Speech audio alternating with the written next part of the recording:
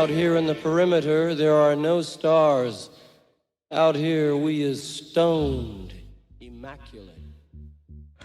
Hello and welcome. This is the C86 show. I'm David Eastaugh. As you know, we love a special guest. This week it's going to be the turn of Jeremy Gluck, one-time member of the Barracudas, plus a lot of other bands as well. And he's also got a very prolific solo career as well, which has been going on, which we'll find out more about in the interview. But just to say that Jeremy is currently undertaking a part-time fine art PhD and is editor of SWND, which is the Australian media company Madcap Global, that includes radio, print and digital media, plus label releases, live music and video production, changing the way Wales interacts with the world. And I do believe he's got a series of reissues of his solo recordings that are planned later on in the year on the SWND label. You'll find out more information if you go to his Facebook page. Just go for Jeremy Gluck. Anyway, look, this is the interview. Lots of fantastic information about this, so do take notes. I will test you at the end. So after several minutes of casual chat with Jeremy, we got down to that very exciting subject that was the early formative years. Jeremy, it's over to you. Well, in terms of like what you just said, I mean, I was buying music. I'm about 6 years older than you, so I was buying music, 8 years.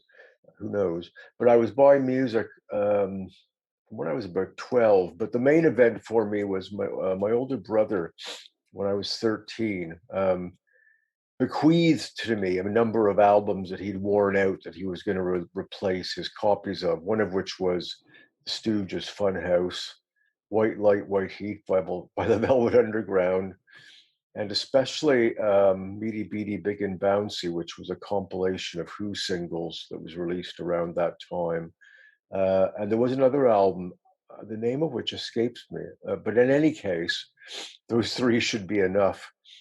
So those really began my primary interest in music, which I was already well aware of, thanks to my older brothers, who were 7 years older, having been coming up in the 60s with everything that was happening then.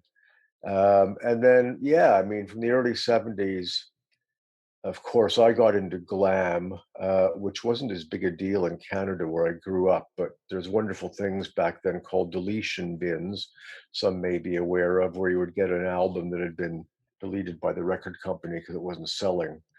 And I'd get those for 99 cents or $2 at the local record store. And a lot of the glam albums came to Canada that way because they all bombed mostly. Yeah. So that was a big formative influence on me too, including Bowie. I mean, I had a copy of The Man Who Sold the World. That was my first Bowie album. That made a huge impression. Yes, absolutely. Side 2 especially. There was very strange songs. Running Gun Blues, magic. Yeah, absolutely. And what was your family life like? What were your parents? Were they at all sort of musical or bohemian? No, my parents were quite a bit older than most of my friends' parents because I'd had children quite late. The result of which was, I mean, that, you know, my mother was very into popular music, but it was from the 1930s and 40s, which was great. But my father was very into classical music, which, to my eternal shame, I never really picked up in my own DNA. Because my older brother was my big formative musical influence. You know, my parents were not of a generation that were very interested in, you know, say early rock and roll, the way some of my friends' parents were. Yes, and was because you must have been slightly more aware of the late 60s than say I was, who was not really aware of the late 60s at all. Did that, I mean, being in Canada, did that have much of a, you know, what we refer to as the sort of the counterculture hippie vibe about it? Very much so, because even though I was quite young, I mean, say it mid to late 60s, I would have been about, I don't know, 7, 8 to about 12, 13. So yeah, so I was about 12 or 13 at the turn of the 70s. I mean, yeah, it was in the air. You know, I often reflect on this for one reason or another. It was in the air, and my parents were quite liberal intellectuals on that spectrum, so they were very much aware of the political and social upheavals that were happening at that time. So I might have been somewhat unusually aware compared to some of my peers of all that sort of world, the zeitgeist, as they say. Yes, absolutely. And I guess you'd have vaguely picked up on the Vietnam War going Oh, on more because than vaguely. I mean, like, for example, I have to keep on referring to him because at the time a very big influence or presence in my life was my older brother. But for example, because he was 7 years older, he very much was part of the culture counter. Anyway, whatever.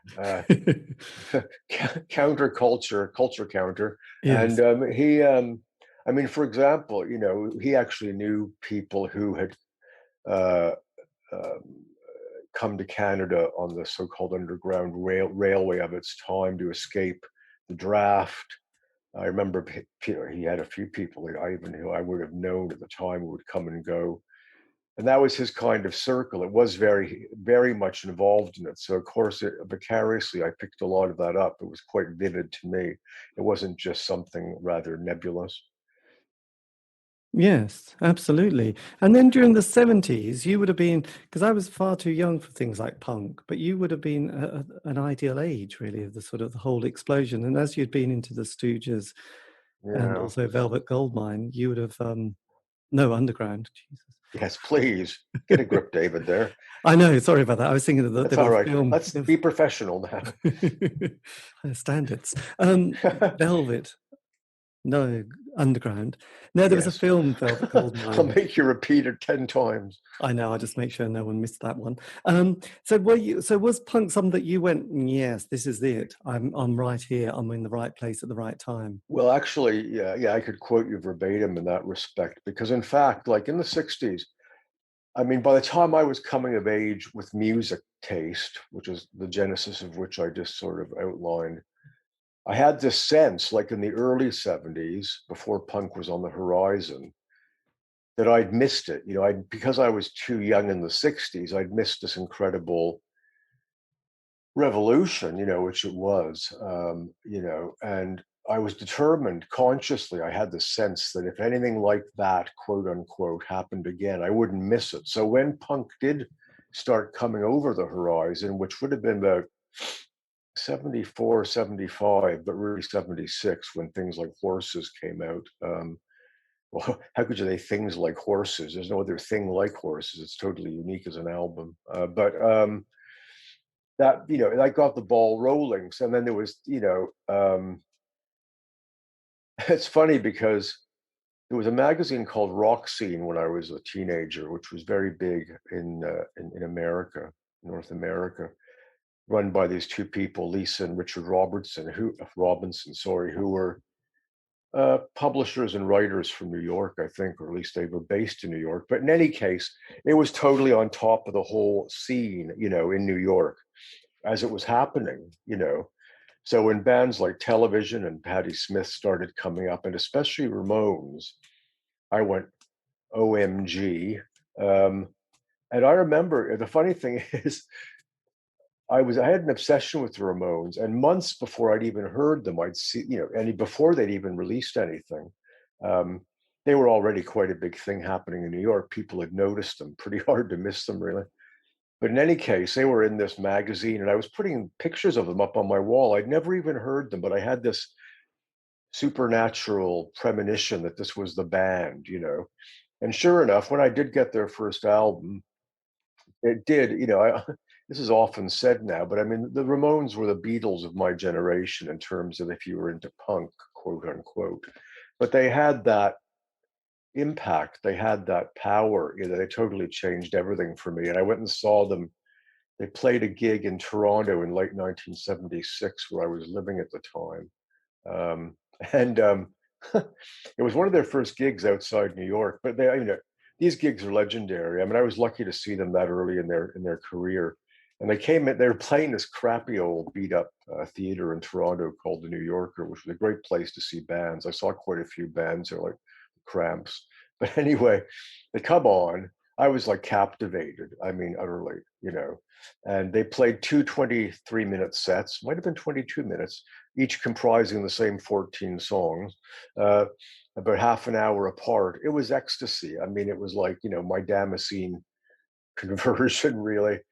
And then nothing was ever the same. I went back to, and it's like the Beatles, once everyone's thought, I can do that. I can start a band, and I was one of those people. I went back to my little room and I dreamt my dreams. And then in early 77, spring 77, then I went to London for the first time and arrived in the summer of punk. I mean, my timing was superb, I got there in May 77. I planned to go all around Europe, but instead I spent almost all my time in London because I fell in love with it hopelessly and met a lot of cool people and did a lot of cool things and saw dozens and dozens of gigs.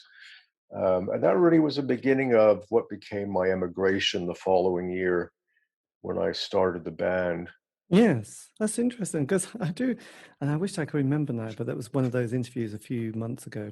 It's a long time, lots have passed, but they mentioned that they'd supported the Ramones or saw them, and they said when they were backstage, kind of in their changing rooms, they went through the whole set, backstage, and then they went and did it live, and they said, "I've never seen anything quite like it. It was most bizarre." And so they were very tight with their kind of performance.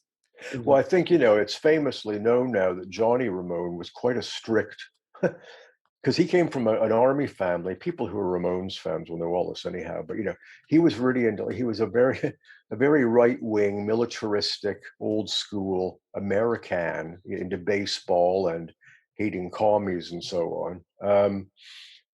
And yeah, I mean, he ran that band like a crypto fascist, And I mean, Joey especially found it very hard because of his mental health condition. I shouldn't laugh, but this is all Ramones legend now. I know if anyone out there hasn't seen End of the Century, which is a documentary about the band, it's very moving, actually, very powerful and exciting. But you see Johnny basically, he drilled them like a Marine sergeant, and that was part of it, Yes. that they had to, and they were insanely tight. I mean, it was unreal, and you'd think, oh well, it wasn't that hard to be that tight because they're playing these sort of songs, like coloring book songs. But don't kid yourself, there was a genius in the Ramones, which is rarely seen in popular music, a real genius. And just because they didn't write songs as complex as someone like the Beach Boys, ask yourself why someone like Phil Spector took an interest in them, you know, because he could see they had that magical property that greatness has in rock and roll. Yes, absolutely. And did you see the Yeah. Danny Fields film? No, I haven't seen that yet, but I really want to. Yes, that kind of highlights a lot about the Ramones, and also there was a brilliant documentary recently about Robert Lloyd from the Nightingales, Oh, and I don't know if you've seen that either, but that was on no. Sky Arts recently. But there's a whole bit with Robert Lloyd going to London and meeting the Ramones, and also Danny Fields, which is kind of, I won't spoil it all, but it's a lovely story, and that will blow your mind. So then in London, 77, you go back to Canada and then come back to London in 78. Yeah, I mean, basically, it's funny because I mean, I'll keep this short. But when I was about 12, I had this obsession with London, which was, if people believe in things like reincarnation, fate, destiny, and all the rest of that hoo-ha, was there. But it was a big part of my awareness, and I was obsessed with going to London. So eventually, through a small inheritance, I was able to do that, and but before I did the first time, oh no, sorry, the first time I went, I was still living with my parents in Ottawa. So yeah, I spent about a chunk of time in London in the summer of 1977. It was tremendously exciting, and as fate would have it,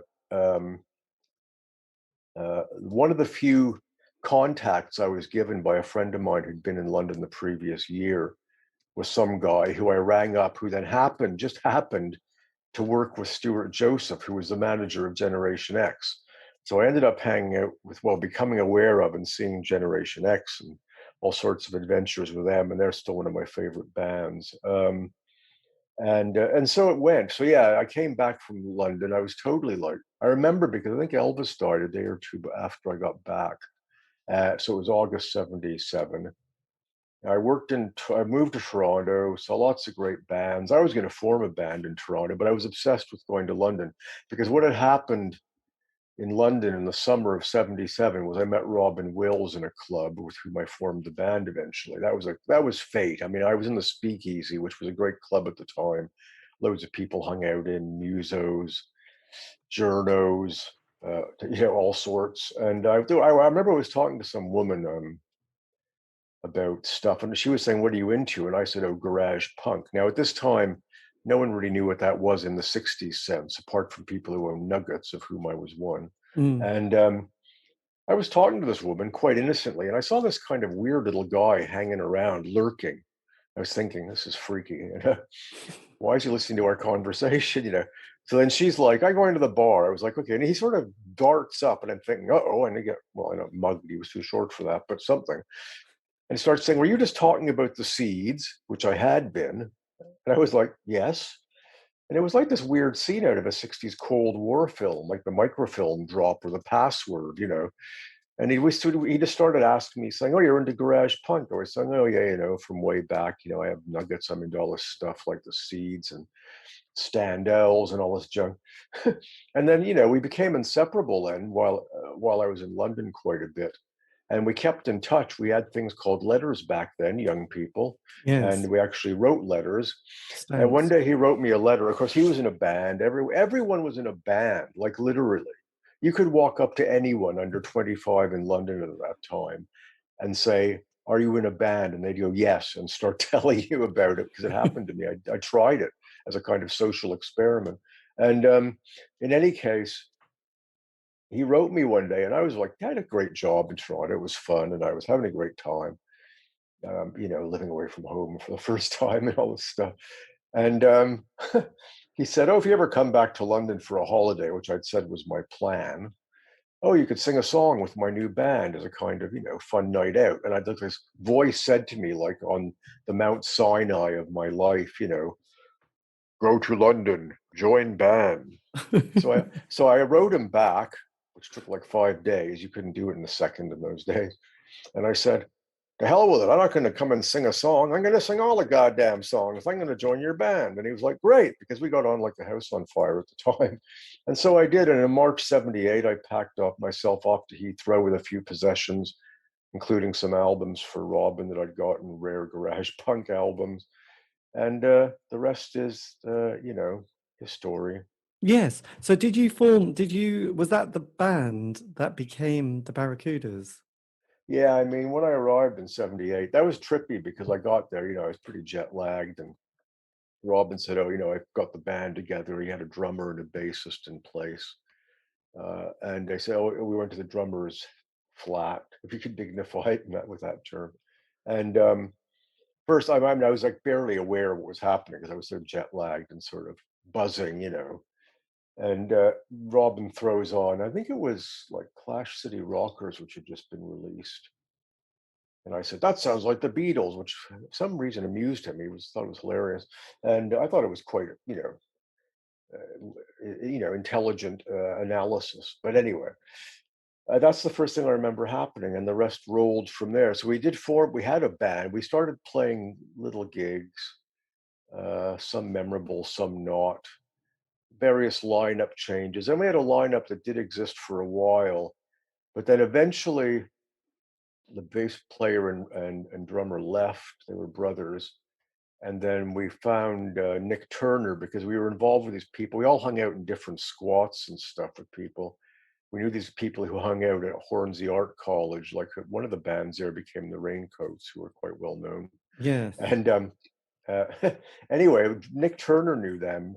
He became our drummer. And then I don't know what was happening. We needed a bassist, and Robin, I think he went to the famous gig that was like the Damned and some other people played.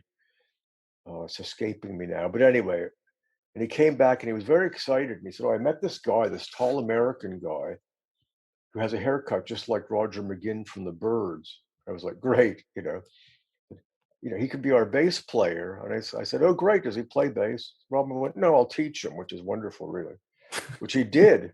But he was hired on his haircut, Yes, and I know. That's rock and roll. That is rock and roll indeed. I think that's I think You can't make it up. the bass is one of those instruments, isn't it? That I've come across a lot of people who played it because they were asked to do it. Yeah, well, no one really wants to. I mean, as I'm fond of saying, David, us singers, we refer to the guitarist as the help, and really, what they play or don't play is of little concern. Yes, and no one's watching them, so that's No, all quite. good. They So shouldn't be encouraged. they should be in the background. See, David Bowie did that, didn't he? He sort of put Yeah, his band. he didn't do badly. No, he did. It worked for him. But then, yes. So, did you feel that there was a magic energy with the band? I think I would have felt there was a magic energy with any band, just in the sense that I was dreaming of being in a band from like when I was 12, and especially in London and blah, blah, blah. But yeah, I mean, Robin and I had a great chemistry at the beginning. We were very close friends. We had a good chemistry writing songs. And when the original lineup that eventually made Dropout formed, which was me, Robin, Nick Turner, and Dave Buckley, that Bird's haircut man. Um, yeah, we did some great gigs, and in fact, like a lot of bands, especially punk bands, well, maybe not especially, but in any case, we a lot of our best, a lot of our golden gigs and best gigs were the ones we played, before we'd even recorded, really, much less done anything more glamorous, like recorded for record labels and stuff. Just in pubs and crappy clubs, and just really raw and intense.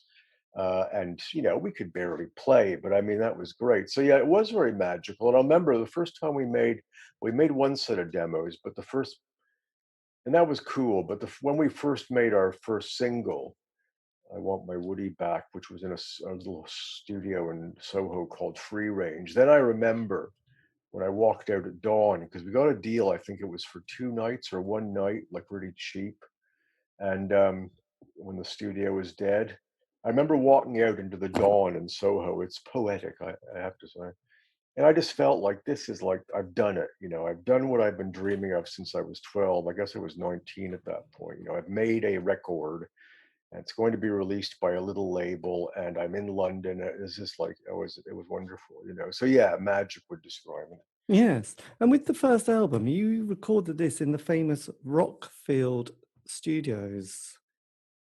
Yeah, that's what. Well, I mean, the Flamin' Groovies are writ large, actually, in our story, which we'll get to in a bit, probably anyhow, because one of them joined us eventually. But um, yeah, I mean, Robin and I were totally into the Groovies. I mean, when I was a teenager in Ottawa, I had these friends, brothers, both of whom sadly now have passed on. One of them was obsessed with the Stooges, and one of them, Mark Jones, was obsessed with the Flamin' Groovies. And I wasn't. I mean, I had a copy of Teenage Head and stuff, but when they went on to Sire and started their more Mersey beat power pop thing, I remember he had this single, on Bomp, "Shake Some Action." Well, I mean, you Yes. couldn't hear that without having all your circuits fried. And then, um, you know, the whole Groovies thing became a big deal. So when EMI said to us, where do you want to record your album? Like Robin, especially, who was a total Groovies fanatic, which I became actually for their Sire stuff, um, said Rockfield. And of course, in those days, in those far off, dreamy days, they went, okay. Because it was, what was they didn't really mind. I mean, wherever you spent the money. And the producers we were given eventually, we worked with, were based there. So yeah, we did 2 sessions, one in the summer and one in the winter, which were very different sessions, because the one in the summer was really like, we're at Rockfield, we're happening, which we were kind of in a big way in London and stuff. And we did some great recordings, we did a lot of songs that became single A sides.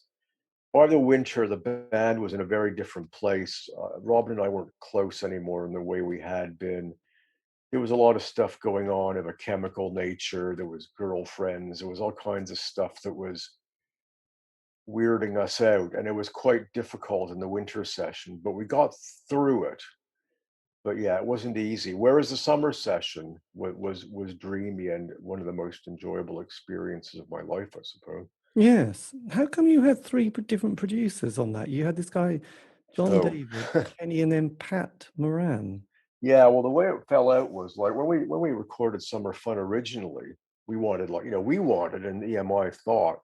Well, actually, the funny thing is, originally, and speaking of glam, we wanted Roy Wood to produce Summer Fun, or at least Robin did, because he was a big fan of Wizard. And unfortunately, he wanted to do it, but he was busy, which is fair enough. He was very in demand.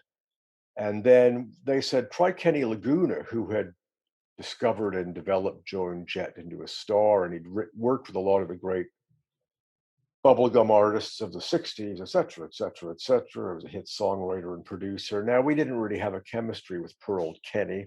For me, it was great because we recorded the original Summer Fun before Rockfield at Ramport in Battersea, which is the Who's studio. And I'm a total and absolute rabid Who fan. They're my favorite band since I was like 13.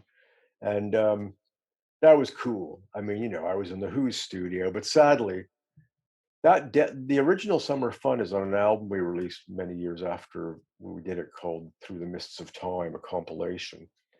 But it sounds all right. In fact, my vocal's better than the EMI version, but yeah, it didn't really happen. So Kenny was seen off. And then before we started the album, EMI said, well, we got these two jobbing producers, Pat Moran and John David. And John David is Welsh. I mean, he lives here in Wales. He's a great guy. Pat's dead now, sadly. Lovely guy, Irish guy, lovely guy. And they were a great team. They never became like big deal producers, but they were good, solid, grounded, jobbing producers, which is kind of what we needed. And we went in with them, and they got a good sound.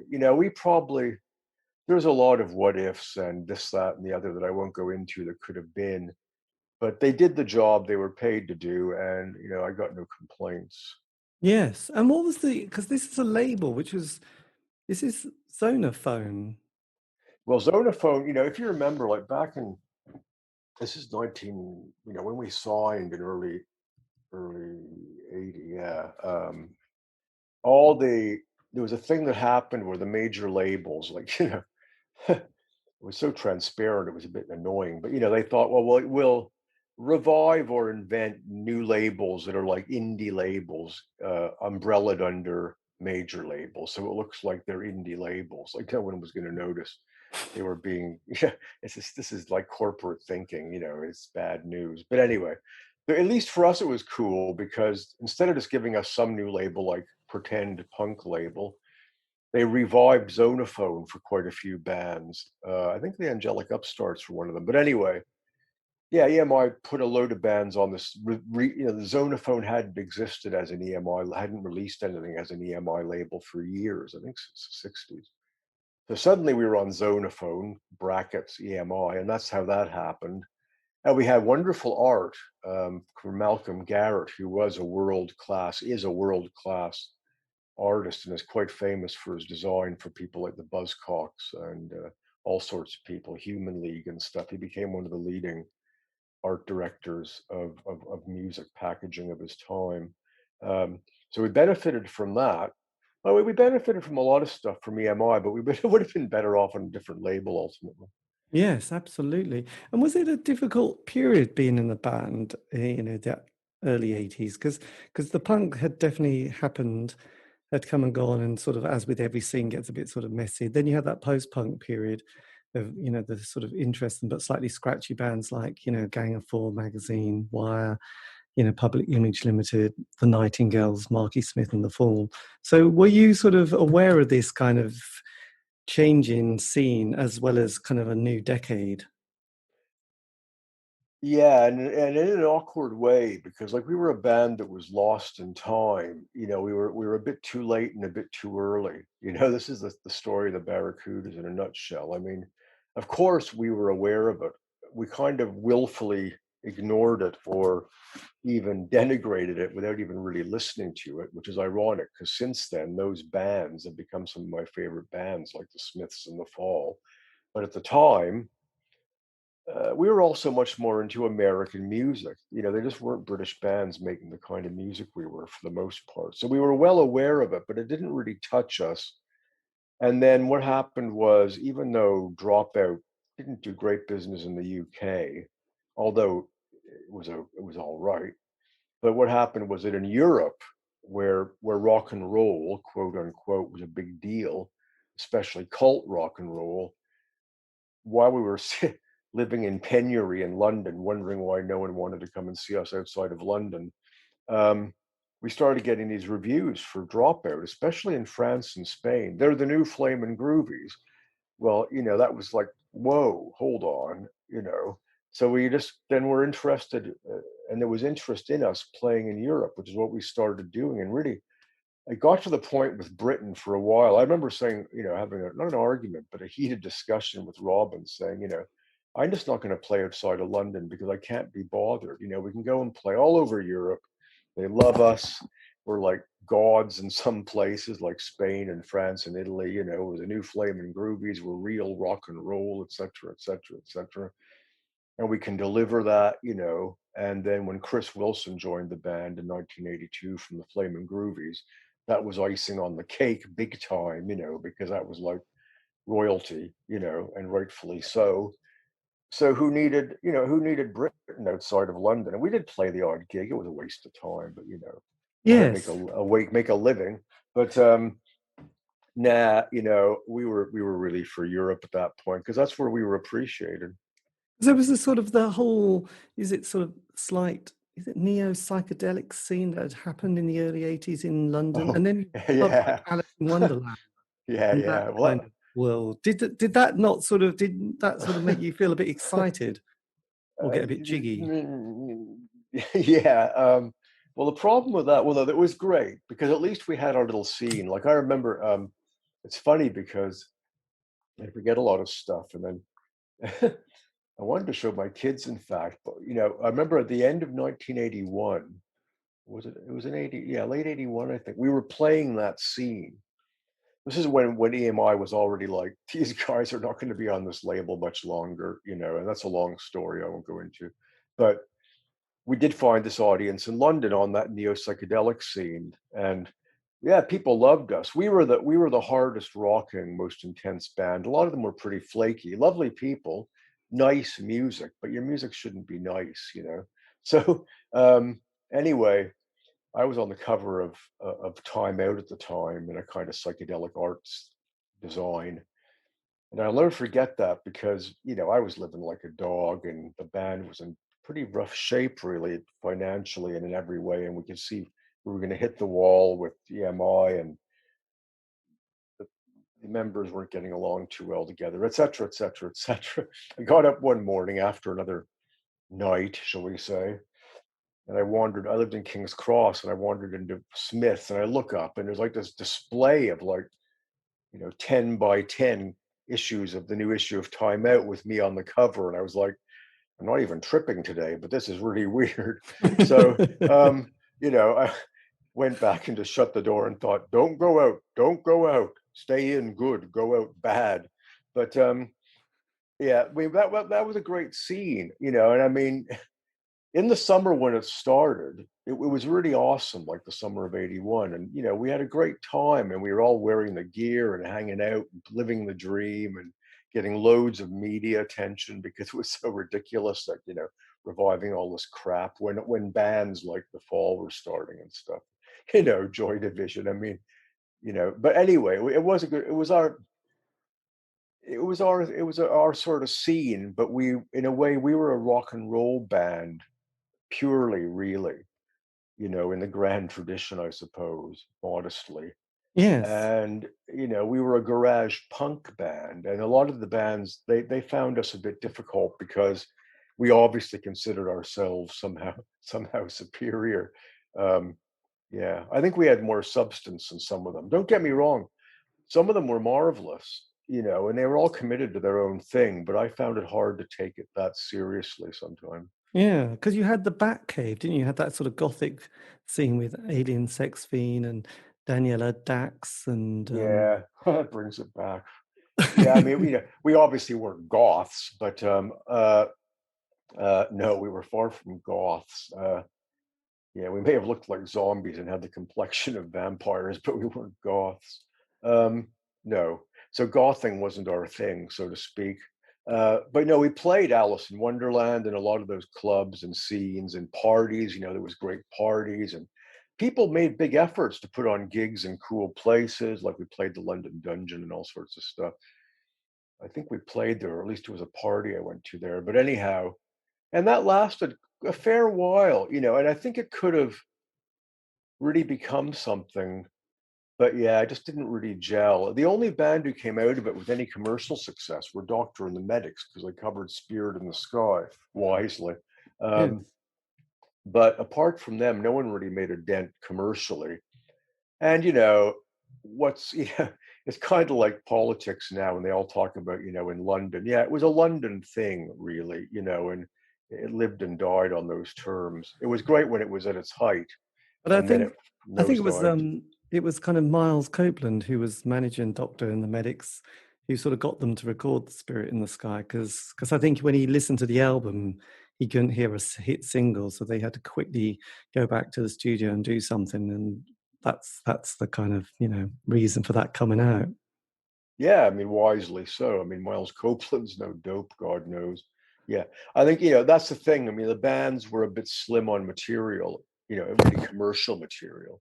I mean, and also there was a lot of, it was of course rife with um, replicating maybe too closely. That's when the Barracudas, at least, were a bit more original in some ways, or at least our influences. We weren't really. I mean, we were into psychedelic, whatever. Don't get me wrong, but me, for example, I was much more into punk, whether it was '60s garage punk or the Stooges or whatever punk, and we played hard in that way, especially in that period. Um, and we weren't. I mean, we were psychedelic in the sense that we could damage people's brains, maybe with some of our sets, but we weren't really playing sort of flower power music. Yes. Did you Like a ever see? Ziggy's. Go on. I was going to say, did you ever see Hawkwind? I mean, I just wondered if bands like. Nah, but the funny thing is, Frenchie Glaudet, who runs Flick Knife Records, still, bless him, when EMI dumped us, he came to our rescue initially, and he hadn't been in London that time, but he started this label called Flick Knife, and he was smart. He didn't realize it at the time, but he loved Hawkwind, and he'd bought loads. And when Universal Artists crashed, he bought a load of their master tapes for next to nothing, and started releasing them, and realized it was a big underground audience for Hawkwind, and started the label as quite a success with that money he made from that. And he loved the Barracudas. I mean, his band back in France called Mystère 5 had covered Shake Some Action. It's all a family thing, really, rock and roll. And Yes. I remember he came up to us at the Rock Garden, I think it was, and said, I'm Frenchy, I'm from Flick Knife. And I'm like, yeah, well, so what? I never heard of it. He said, I love your band. I want to make a single. And I was like, no, I'm interested, because we didn't have a label. And no, some labels were interested, but it was very tricky after getting dropped by a major to get picked up by another one, even though there was lots of people at major labels very sympathetic to us. But I couldn't really sell it because, the biggest label in the world at the time had just dropped us. So Frenchie swooped in, and we made a single called Inside Mind, which was very well received, which was a kind of garage punk psychedelic song, very much in the Byrds mold, thanks to Robin's brilliant uh, melody, and my rather dopey psychedelic type lyrics. But yeah, and then we were started to make an album for Frenchie in a little studio in Brixton, which we didn't finish because he ran out of money in classic indie style. I remember that phone call from a call box. So when are we getting the rest of the money to finish the album? Well, I'm not sure that's going to happen. Right. Okay. So in a French accent, and basically uh, those tapes lay around. Then we put out a 12-inch eventually on Flick Knife called House of Kicks, which is a great 12-inch with 3 of the tracks from the original sessions, which we then re-released eventually in full. But so that album didn't get finished, but then another French label did pick us up and make 2 albums with us. And this is when you did Meantime. Yeah, Meantime was on Closer, so that was another French thing. Because yeah, after the first French man uh, couldn't finish the album, weirdly, then we were really a bit out of sorts, and it was like, oh,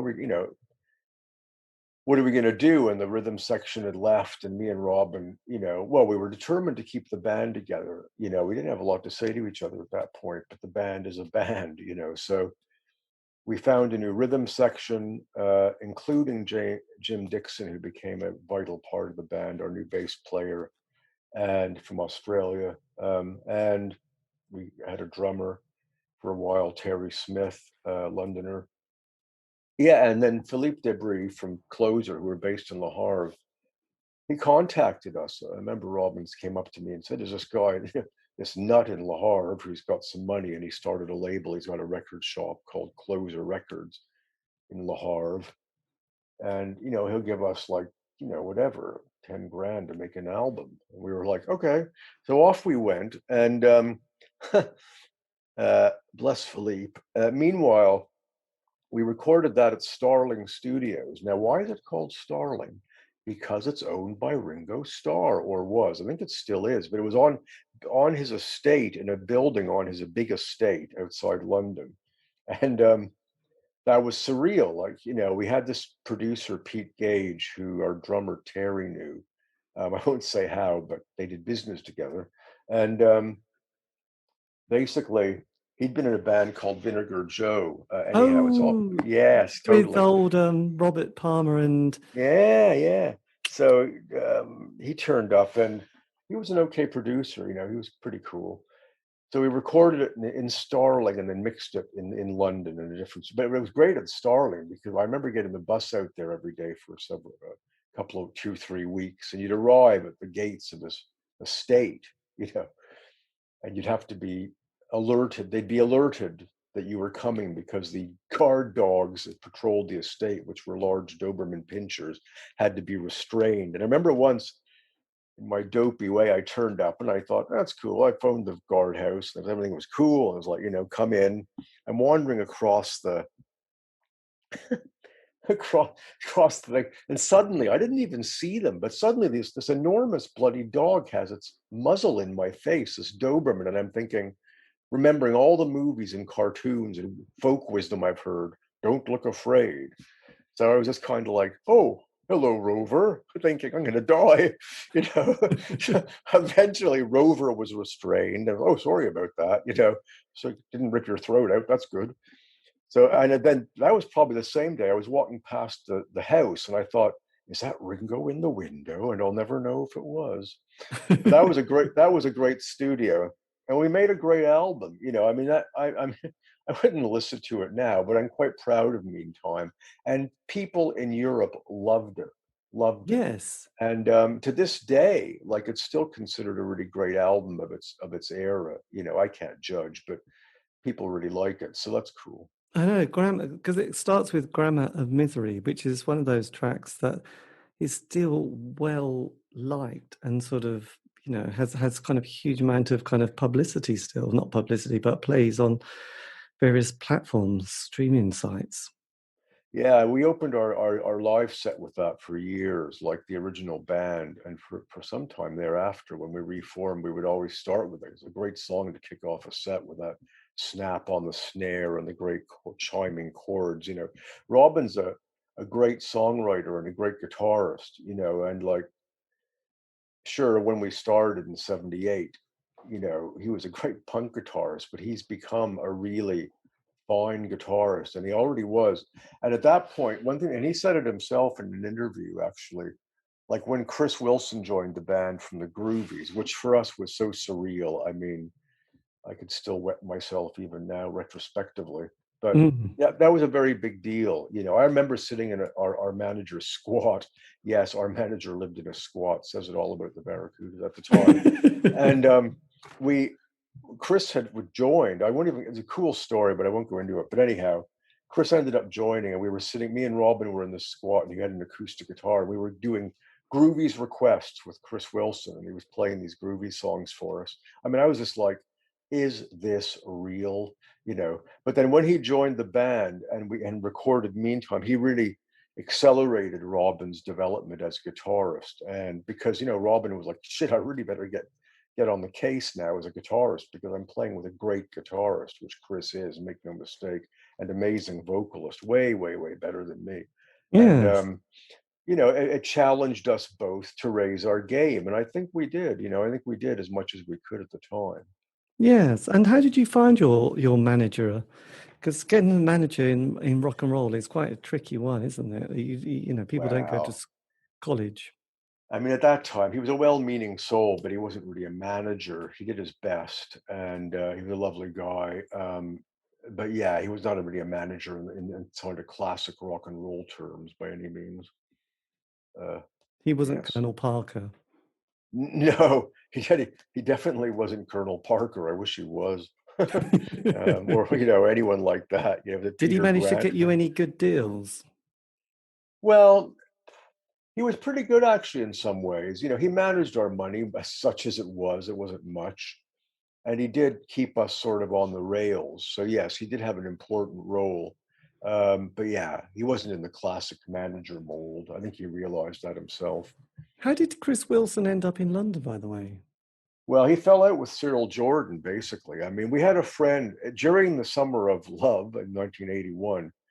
There was a shop in Kensington Market, and a guy who worked there, a Greek guy who used to he was a tailor. He made these incredible clothes. We wore them all the time on stage. Uh, he'd been to San Francisco, where the Groovies were based, and met them, and met Chris and Cyril. And then he said, well, Chris has fallen out with Cyril really badly.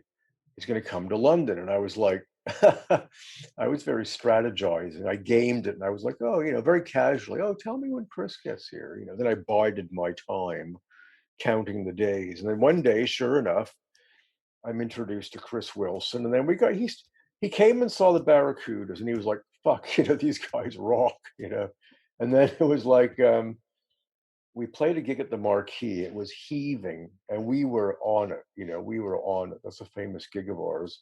And when Chris came on and played Slow Death and Teenage Head with us, which was unreal. People went crazy. I mean, this was one of the Flaming Groovies. One of the greatest rock and roll bands in history, really. And then Chris was like, "Well, these guys," he said, "Oh, we know about Dropout. We could see that you were dressing in the same way we were on things like the cover of Jumpin' in the Night, and." We really dig you, and Cyril and I were listening to it, and we were like, these guys are cool, and it's nice to meet you and play with you, but I'm doing other stuff. But then he kept hanging around with us, and then he kind of just fell in. And then one day it was like, well, we're making this album.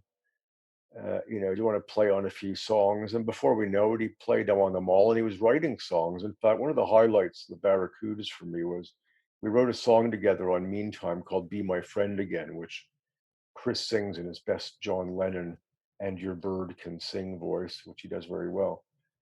And I wrote the lyrics. And I remember when I got the label, the copy of the album from Closer, I looked at the label and it said, Gluck Wilson. I was like, oh yeah, you know, because I just thought I have written a song with one of the Flaming Groovies. I mean, to me, that was just like, it is. It hit the apex. I mean, this is a band I really, really revere, and to have had the privilege of working with and writing songs with one of their members, it's a magic that never goes away, that sort of thing. Yes, It's a absolutely. teenage dream come true. It is a teenage dream. I think that was no, that was the Bay City Rollers who did a line called "It's a Teenage Something."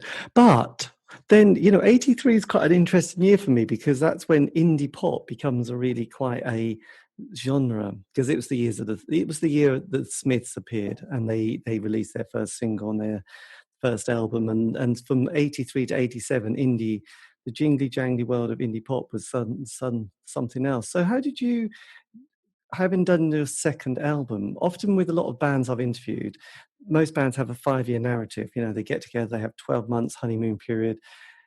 John Peel gives them a play, they get a John Peel session. First album, things good. Second album, not so good. Third album, normally bad. And, so most bands don't last after 5 years. So how did you sort of start navigating through the 80s when things started changing musically? It was difficult, and I don't want to get into it in a kind of a downbeat way, but it's a very great misfortune the Barracudas broke up when they did for reasons that weren't very good.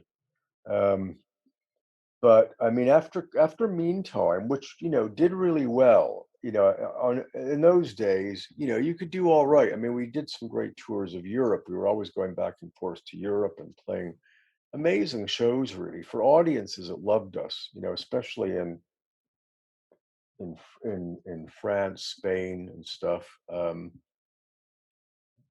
So I mean, it's hard to. I mean, I guess Meantime must have sold about 20,000 copies, which now that would be a big deal. But then it wasn't bad. I mean, for an indie band, that was respectable.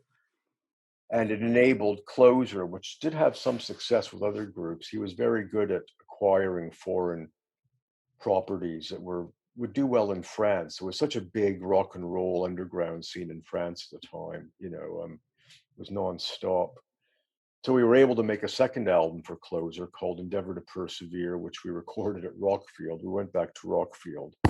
That was a dreamy session. The only problem was we didn't have many new songs because we've been touring solidly, and this can be a real curse in a way. We'd been playing the best gigs of our lives, great audiences, loads of media coverage in Europe, But the problem was Robin primarily didn't have time to write new songs, focus on it. So we arrived at Rockfield with some decent sketches and some other stuff, but with Meantime, we'd been playing the songs live for a long time, some of them for years before we made the album, and it shows. Whereas Endeavor to Persevere, we really hadn't played the songs live, and it does sound a bit unprepared in that way. It's too schooled. We rehearsed really hard, but you can't replace honing a song in front of a live audience. Yes. But it's an album I really love, actually, and it has some great songs. Another one I wrote with Chris.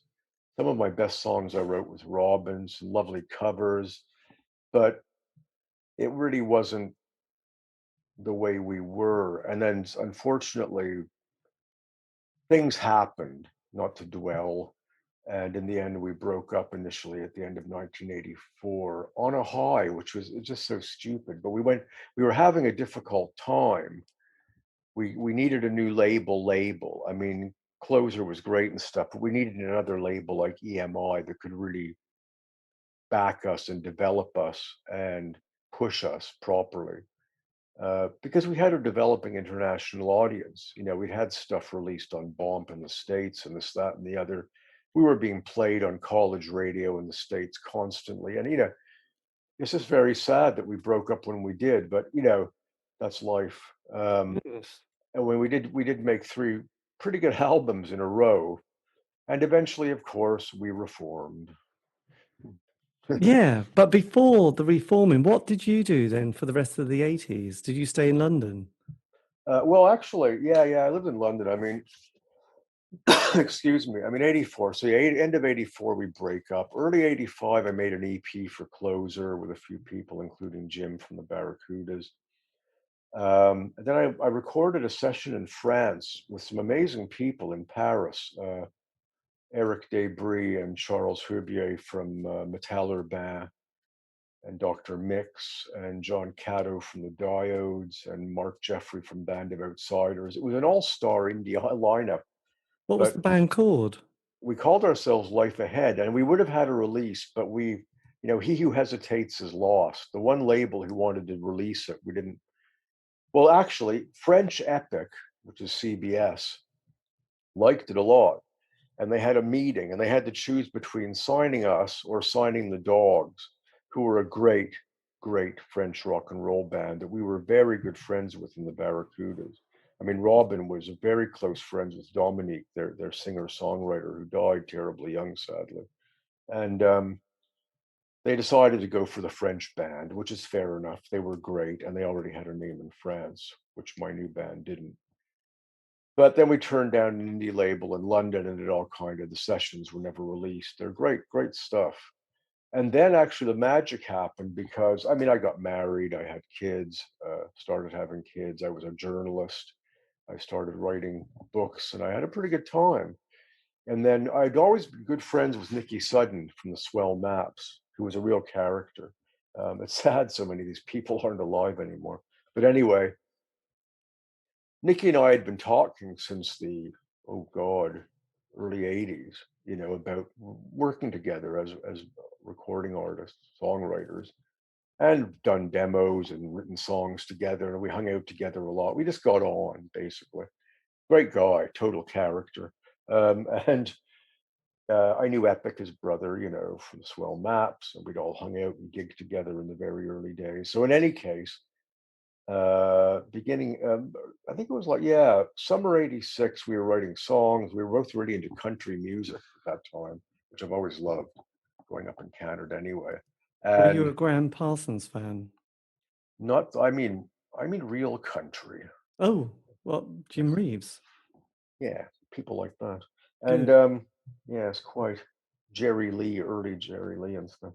And no, of course, Graham Parsons is awesome, but I was into like, legacy original country that would have influenced him, for example. Right. And in any case, I remember it was like the autumn of 1986, and I was in London having a good life, you know, expecting my first child and this, that, and the other. Uh, and Nicky rings, who was always either touring or in the studio till the moment he died. And he just says sort of casually, I'm in Woodworm, which was Dave Pegg's studio up in England somewhere from Fairport Convention. I'm in here with Epic and Roland Howard from, the birthday party. And, uh, we're making some stuff for, I guess it was Creation. I think that's who it was at the time. We could make our album. We'll just tack on 10 days. We're here anyway. And I'm like, okay. So not being stupid. So I phoned Frenchie, with whom I was on very good terms still. And always have been really. I have a love for Frenchie from Flick Night. But I just went like, and he had released Nicky's first solo album, incidentally. So there was a family again. So I rang him. I remember like, Nicky's at Woodworm making an album with Roland and Epic. And, they'll make an album, because I talked to Frenchie about doing a solo album, which he was totally up for. And he's like, okay, how much do you need? So off I went to Woodworm like about 2 or 3 days later, or a week later, maybe, after making my excuses to the pregnant wife. And off I took. And this is our new Buffalo Bill I'm talking about now, but I may as well get into that. So that's what happened, in an important way musically for me. So I just happened to find myself with three of the greatest underground artists of their time. I mean, there was Roland Howard, who to me was the greatest guitarist of his generation. I don't say that lightly. There was competition, but no Yeah. one could touch him.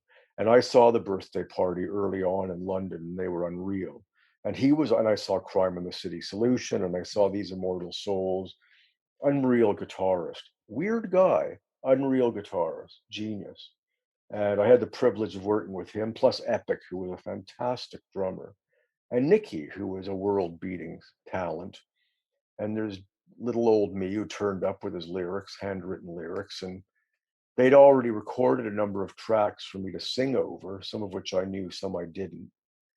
And it was just incredible. I mean, I'm in the studio with these guys. It was an amazing studio. It is an amazing studio in a converted church, Woodworm. And we had a fantastic house engineer there. And I, made an album that, I mean, I've never been happy with my vocals, but it became quite a legendary album, especially in Italy, apparently. You know.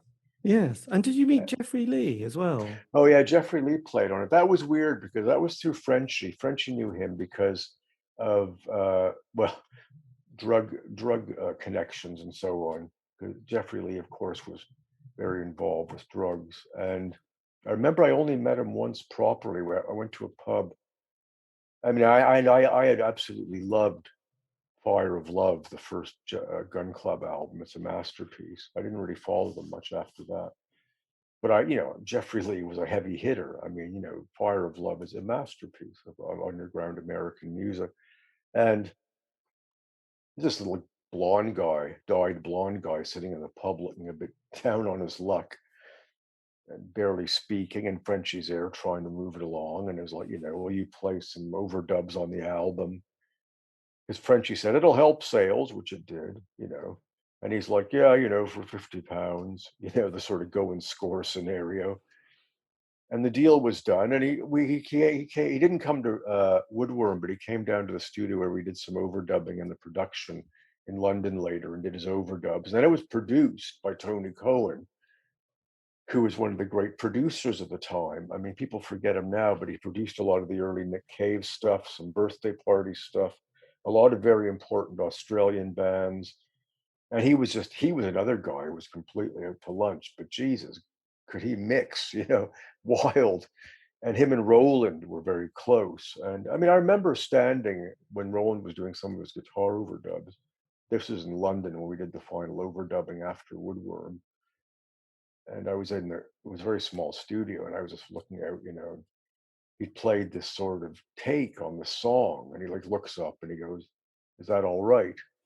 And I'm like, I don't know, because there's nothing to compare it to. I'd never heard anything like it. He just did this first take of this insanely brilliant free-form stream of consciousness lead guitar. And I'm like, yeah, it's all right. I'm like, what do I say?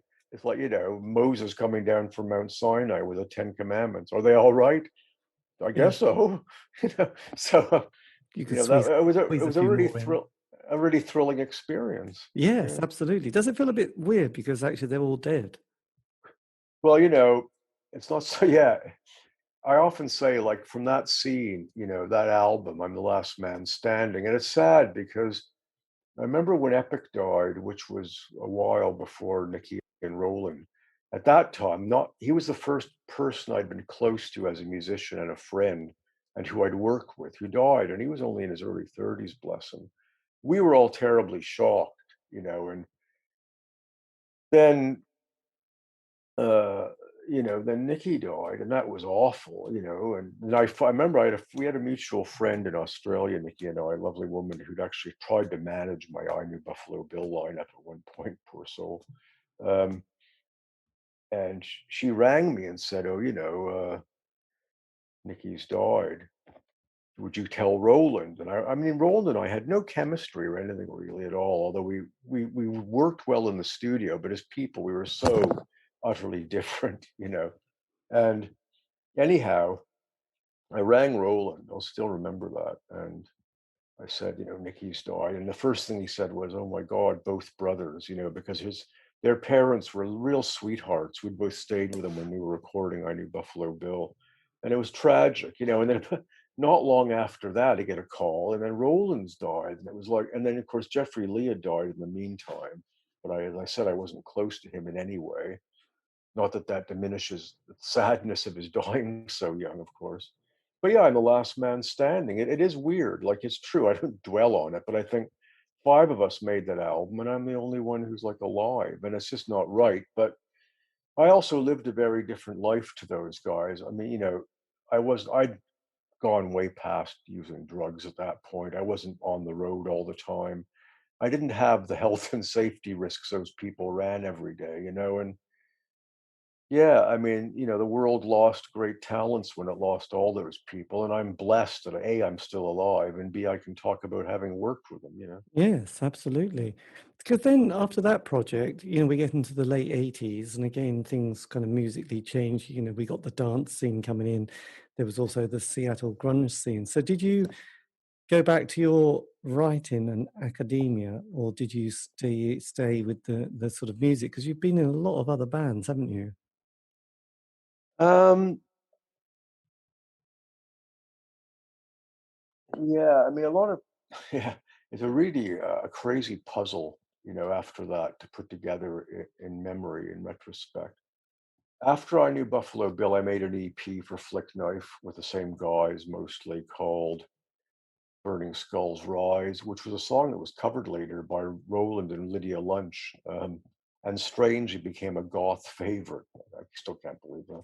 But anyway, it appears on about 10 different goth compilations. I'll never forget the day I discovered that randomly. I thought, I'm a goth artist. I've arrived. Um, all these crazy compilations from Italy with people like Psychic TV and, Alien Sex Fiend, and Jeremy Gluck here with Burning Skulls Rise. So anyway, after that, yeah, I mean, I didn't do a lot of music. I wanted to, but I had a young family and I had to make a living. I was a journalist and this and that. Many years passed. 1989, 90, we reformed the Barracudas for about 3 years at that point, and made an album which didn't really gel, although it had some good songs. Which the only really good thing about it was produced by Andy Chernoff from the Dictators, who I adore, and that was fun meeting him, working with him. He's a lovely guy. And So and why did you reform, by the way?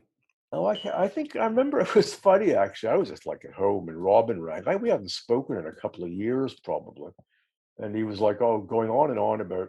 I'm like holding the phone, and he's like, "I want to reform the band, and it should be like it was in Dropout Times, and just do fun pop music and all this sort of stuff." He may have been high, but anyway, he sold it really well, and I was like, "How can I possibly do this?" But of course, I did it. It's a sucker punch. So um, I I got together with him in a new rhythm section, and we made the album with Andy Chernoff. We did a tour in Europe, which actually wasn't half bad. Was this the album What You Want Is What You Get? No, this is the one before it called Wait for Everything. Right. So we toured. It was about 1991, two, I think. So we did that for 2 or 3 years. We did a lot of great recording of demos and tracks, and put stuff on compilations and this and that. But it fizzled out due to lack of demand, but our will kind of diminished. And then then I just got into all sorts of other stuff that goes on and on. Eventually got into electronic stuff, and just did anything, of spoken word stuff, ambient stuff. It goes on and on. Like you're talking about 20 years of it in the end. Where do I begin or end? Yes. Um, and yeah. And in 2004, the Barracudas reformed and made an album called The Barracudas, which has a single on it called What You Want Is What You Get. And it was a great album, actually. And that's with Robert Coyne on bass, who's the son of Kevin Coyne, who's a great musician and songwriter in his own right. And that lineup played and recorded on and off for better part of 15 years. We only stopped about 3 years ago. Right.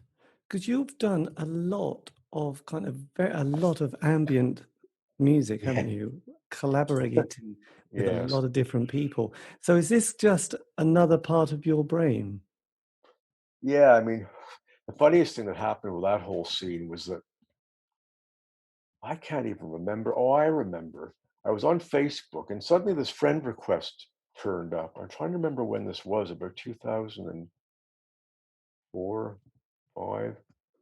Um, and must have been, I guess. I can't remember because I know a bit later, actually, 2008, 9. Anyway, it's Marty Thau. Now, some of you won't know who that is, but he's one of the great figures of underground music. He discovered Suicide and the New York Dolls. He produced the original Dolls demos. He co-produced the first Suicide album, and I'm a raving Suicide Alan Vega fan. Alan Vega and Suicide are they're the Kraftwerk of America. I mean, they're incredible, genius, total genius. So I'm like, Christ, it's Marty Thau, not your average friend request. So I messaged him somewhat tentatively and said, why in God's name have you friended me in a nice way? Some nobody from Nowheresville, and he's like, I'm interested in people who make music. I thought, well, okay, I guess I just about qualify. But then I said to him, could I interview you, for a magazine I was writing for? And he did a great interview. It was fascinating, amazing, old school, came up in the 60s, hard as nails, New York producer and manager. They don't make him like that anymore. He talks like someone in the mafia, it was just fantastic. Like Jackie Mason meets Tony Soprano, basically. So we had these conversations. Eventually, he goes, I kept on sending him some of my music, and he was like, yeah, he would send me these sort of dismissive critiques. He didn't mince his words, Marty, God knows. Then one day I sent him something, and he was like, I remember he sent me an email. I like this song. That was like from him after weeks of like semi-abusive rejection. It was like, Christ.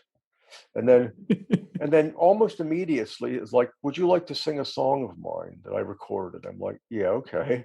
So he says, I have this track that Marty Rev wrote, the keyboardist from Suicide, on his instrumental album that I always wanted to put a lyric on called Whisper. I'm like, yes, I'm there. So he's like, um, Marty Rev said it's okay if we use it. We'll record it, and I'm going to start a label and get back into music. So I was like, okay, Marty. So we were getting on pretty well. So then began weeks of him schooling me in the vocal. It was a fantastic experience because this guy had produced some of the biggest names in music, and he was like, he knew his, he was like, this syllable of this word has to be pronounced in this way and sung in this way. And I remember we had these great phone conversations. My favorite was when he rang up in his Bronx accent or whatever. And he's trying to tell me about the diction of the main word in the song, whisper. And he's going, when you sing whisper, sing whisper. And I'm like, what do you mean, Marty? Whisper? No, whisper. I'm like, whisper. But it was his bloody accent. He meant whisper, whisper. And I'm thinking, whisper, whisper. But it was his New York accent. Finally, we understood each other. And then we recorded this track. And sadly, I mean, he did his best to get a label off the ground, but it didn't really happen. But it's the best vocal I've probably ever done and completely lost.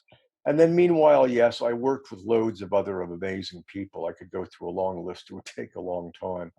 But yeah, very lucky to have worked with them. Some really great talents, actually. Plus, I Yeah. just generated tons of my own stuff just on my computer. And then I made an album, a regular album in 2013 with Rob Coyne from the Barracudas I mentioned, which I'm really proud of, but sadly didn't really get anywhere. And then I did a lot of electronic stuff with a fellow called Don Tyler from LA, who's a genius, really. He's a mastering engineer, in fact, really. And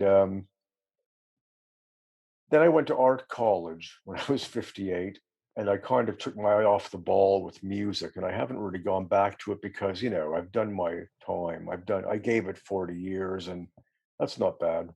Yes, it's absolutely amazing because, as I was on sort of, as you do in the world of Bandcamp, looking at, listening to a lot of your solo stuff, and yes, and it sounded quite therapeutic. Yeah, I mean, it was. I mean, actually, that's a good word for it. I suppose, I mean, I've said in a few interviews, like when I got my first PC, which would have been about 1997, I suppose because I don't play an instrument, so having always been reliant on other people to make songs or whatever, uh, I suddenly realized as I slowly learned how to do it that I could be self-reliant. I could compose my own tracks. Now, I never did music because I can't play music, but from a kind of aesthetic, artistic viewpoint, I used a kind of crude collage technique to put together tracks using loops and samples and my voice. And then gradually I found people to collaborate with who would take up more of the backing, so to speak, part of it. And I would just concentrate on vocals and lyrics or poems or whatever again and do singing or spoken word pieces. But yeah, it's been a fantastic journey really in that respect. And I'm hoping to soon re-release some of my lost electronic collaborations in the next year, 3 or 4 albums worth actually. They'll be out in the next year or so. Yes, and how have you managed? Because I noticed the Barracudas you've archived all that material, haven't you? So that looks like it's pretty well being sorted out. Well, actually, I mean, Christ, like any band in our position, seriously, over the years, I mean, it's all happened. First it was CDs, and then it was deluxe CDs, and then it was vinyl, and then 7 inches and 12 inches and picture discs. We done it all. We're like sort of reissue sluts, like most bands of our generation. So, but there's rumors, there's discussions at the moment about even more extravagant reissue packages because there's a wonderful line that some people are familiar with.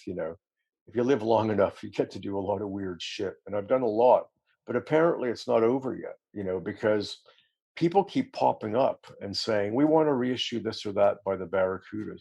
Now, a lot of it's also, as happens over the years, people sell the rights on and then someone else sells them on. Some of them we have, some of them we don't. But I've managed to get I Knew Buffalo Bill reissued a couple of times on CD and once very nicely on vinyl in Spain. And the Barracuda stuff, has a life of its own. I mean, Dropout's been reissued on vinyl by a Dutch label, and Meantime came out as a French picture disc on Closer when it revived about 5 years ago. So, and there are conversations at the moment about more sort of deluxe, Barracudas reissues eventually, but I don't have the details yet. It's be premature, but it's Yes. fun, because it's just like it's like the mafia thing. Just when I thought I was out, they pulled me back in. And you get an email, and it's kind of like so and so wants to reissue such and such, and I'm always like, yeah, let's do it, because I'm always like, I don't know how long I'm going to live. Might as well do it. But the other guys, we have to have a discussion, and Robin really handles the business because he's much better at it than I am, frankly. So in Yes. the end, I defer. But there's undoubtedly going to be more Barracudas reissues. But yeah, I mean, there's tons of them strewn all over the place for the last, well, since Dropout first came out on CD, which was about God knows when, 1985 or something. It's been constant, really, of Yes.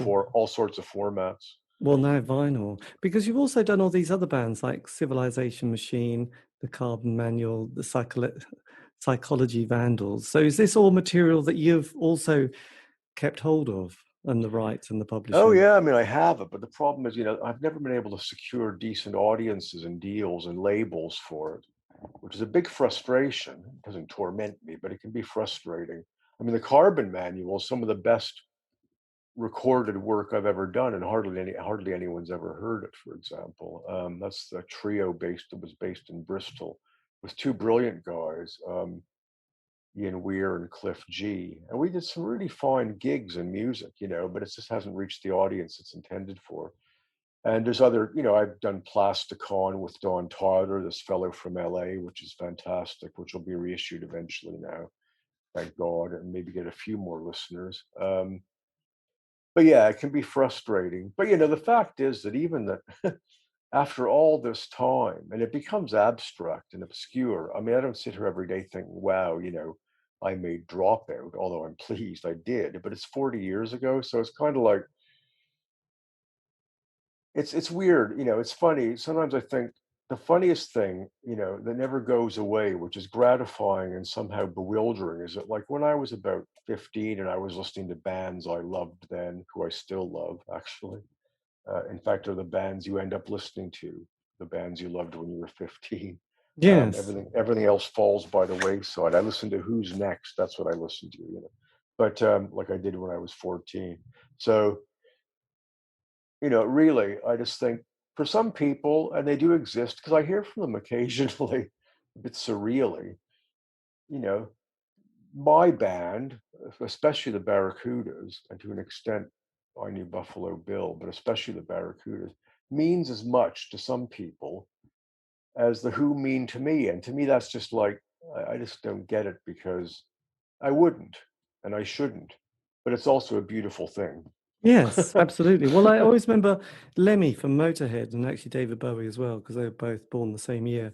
Both, it was Little Richard was the artist they'd often say was their kind of, I don't know, first love and the most influential person. And I always remember Lemmy saying, you can't help but love those bands, like you said, when you were at a certain age. So for him, it was Eddie Cochran, Buddy Holly, and obviously Little Richard, and then Elvis Presley, and then, seeing the Beatles and the Stones. But that little period before that was the music that was always with him, and the same with David Bowie. So it's, you can't be the same person.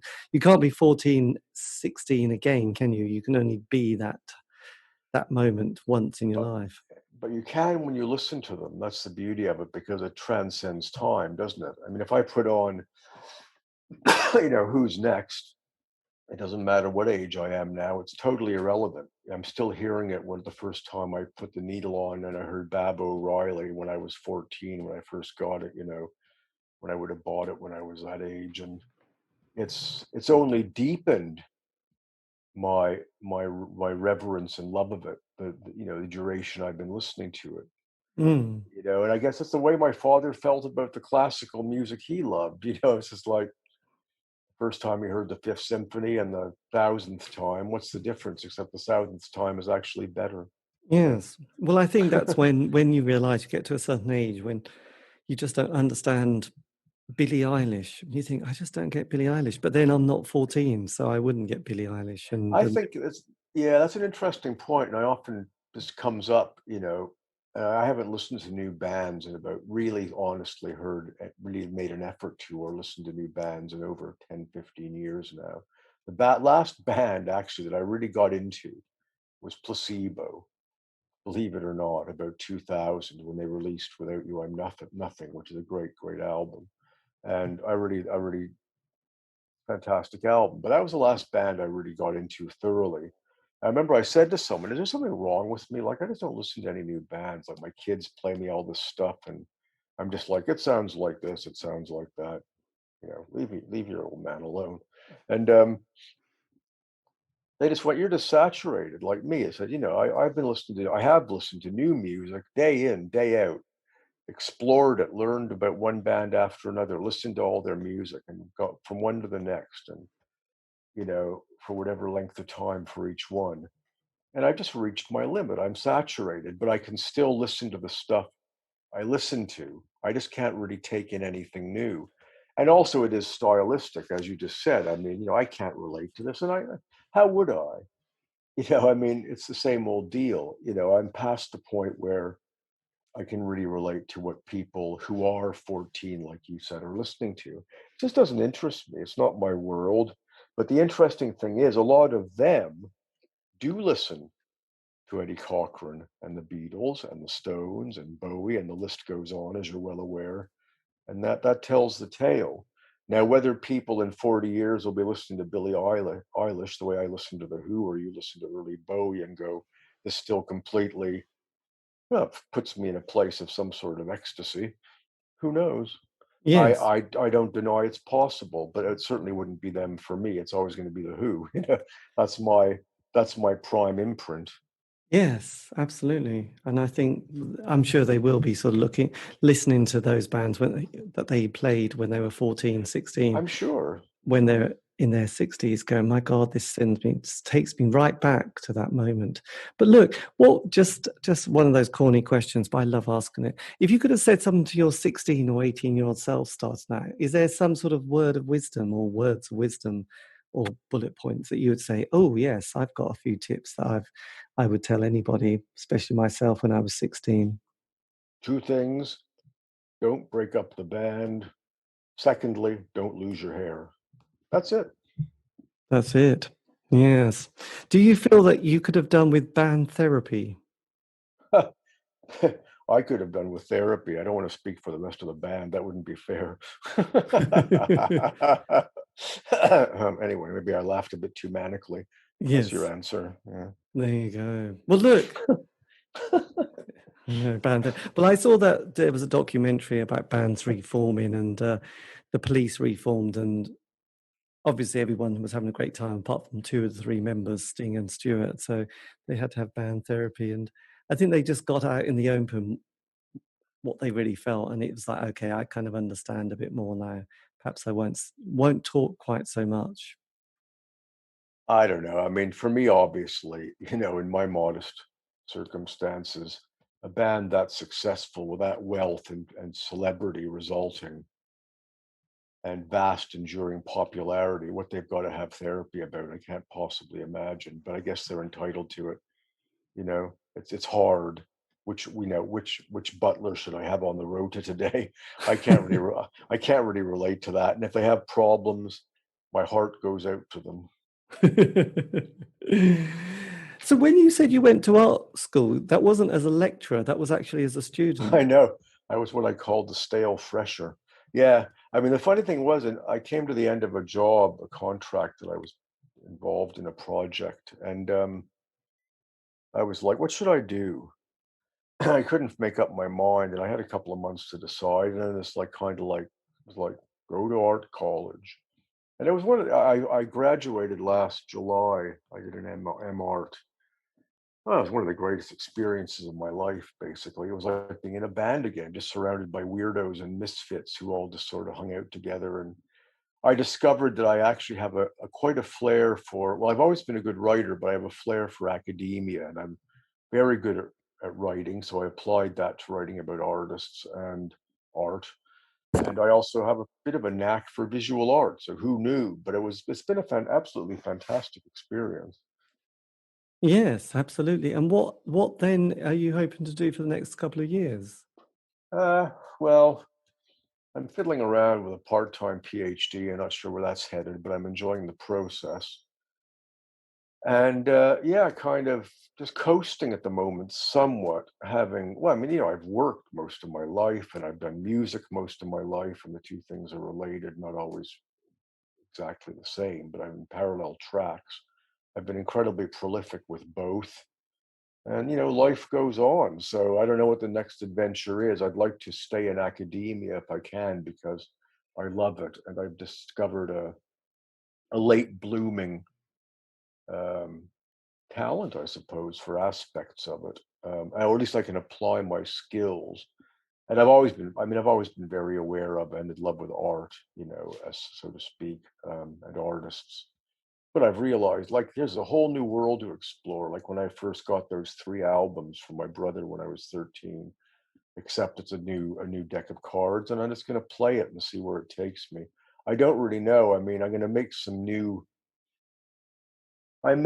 some new music. It's more likely to be spoken word, but with tracks. But I'm not that bothered. I did some pretty radical sound experimental electronic stuff as part of my degree, um, which I'm really pleased with.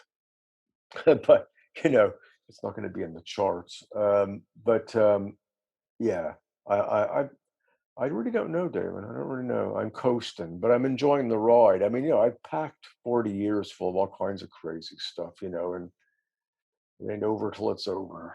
No, this is true. Look, I think Betty's calling us, isn't it? Anyway, look, Jeremy, thank you ever so much for this. And if you want, I can always send you the link, and you can always post it if you want somewhere. Oh, I'd love to. Yeah, I've really enjoyed talking to you. Thanks for the invite. Yes. Well, look, thank you ever so much, and take care. And yes, just keep rocking. That's what we say, or something. Anyway, look, have a nice night. Take You care. too. See Take you. care. Bye Bye bye. bye. And that, dear listener, is how you end a conversation. I know I could edit it out, but it always makes me laugh how I'm sort of fumbling around at the end there. Anyway, look, that was me in conversation with Jeremy Gluck from the Barracudas. And as you probably gathered from that interview, lots of other projects as well. And he's doing a part-time PhD, fine art, and is an editor of the SWND. I know I stuttered. And solo projects coming out, or reissues anyway. Look, this has been David Eastaugh, the C86 Show. If you want to contact me for some nice reason, don't make it horrible, please. You can on Facebook, Twitter, Instagram. Just do C86 Show. And also, these have all been archived on, yes, Spotify, iTunes, Podbean. And that's it. That's all I've got to say. Have a great evening or great week. Stay safe.